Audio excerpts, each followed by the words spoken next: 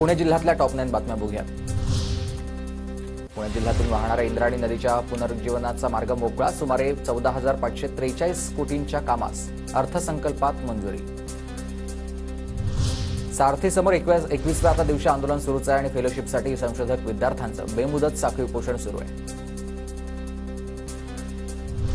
सीबीआयकडून पुण्यासह विविध शहरांमध्ये छापे, बनावट कॉल सेंटरचा पर्दाफाश, 5 संशयितांना अटक। वनराज अंदेकर खून प्रकरणामध्ये पिस्तूल पुरवणारा अटकेत। मध्य प्रदेशामधून पिस्तूल खरेदी केल्यास चौकशी आता उघड झालंय आणि आतापर्यंत 21 जण ताब्यात आहेत।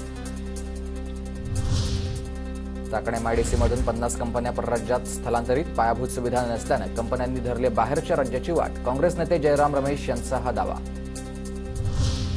पुण्याच्या भोरमधील दिवाणी आणि फौजदारी न्यायालयामध्ये झालेल्या लोक अदालतीमध्ये 80 प्रलंबित प्रकरणं निकाली निघाली, तर तडजोडीमध्ये 4,62,000 रुपयांची वसुली।